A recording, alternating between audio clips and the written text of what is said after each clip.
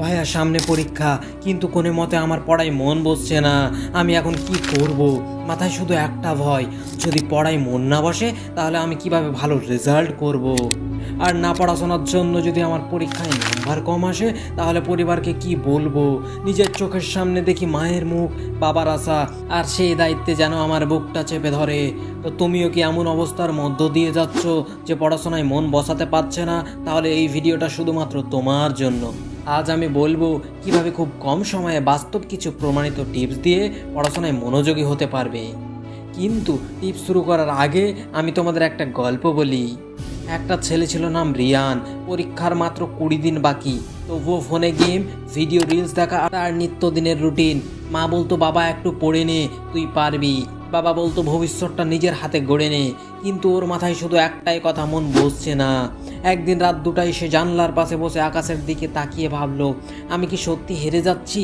সেই মুহূর্তে একটা লাইন ওর মাথায় বাজলো, সফল মানুষেরা মন বসানোর অপেক্ষা করে না, তারা শুধু কাজ শুরু করে, তাই তাদের মন বসে যায়।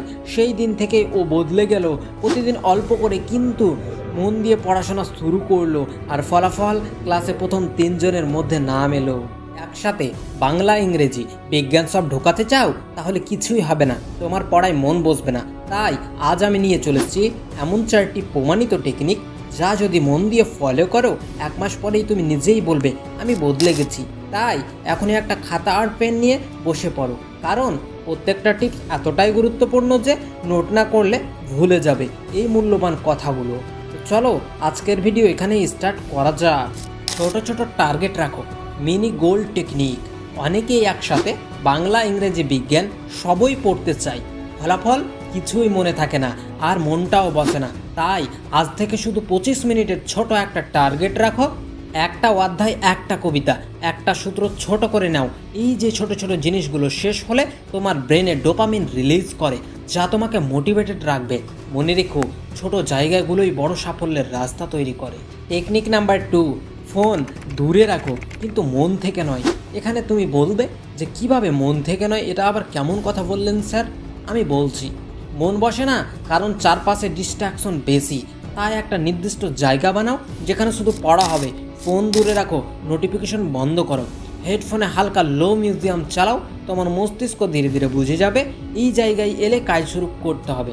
এটা পড়ার প্রতি তৈরি করার জন্য ট্রিগার পয়েন্ট। টেকনিক নাম্বার 3, মন দিয়ে দেখা শেখো। হ্যাঁ, বই পড়ার আগে চোখ বন্ধ করে কল্পনা করো তুমি পরীক্ষার হলে বসে লিখছো, সব প্রশ্নের উত্তর তোমার মাথায় থেকে ঝরছে।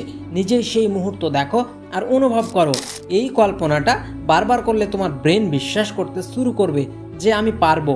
আর বিশ্বাস যখন তৈরি হয় তখন মনোযোগও জেগে ওঠে। যে নিজের সফলতার ছবি মনে মনে আঁকে, সে একদিন সেটাই বাস্তবে আঁকে। টেকনিক নাম্বার 4, দিনের শেষে 15 মিনিট রিফ্লেক্স দাও। অর্থাৎ দিনের শেষে খাতা বন্ধ করার আগে নিজেকে প্রশ্ন করো, আমি কি শিখলাম? কাল আমি আরও ভালো কিভাবে পারবো? এই ছোট রিফ্লেকশন তোমার মস্তিষ্ককে প্রতিদিন আপডেট করবে আর পড়াশোনায় কনফিডেন্স তৈরি করবে। ধীরে ধীরে দেখবে মন বসানোর জন্য তোমার অভ্যাস হয়ে গেছে।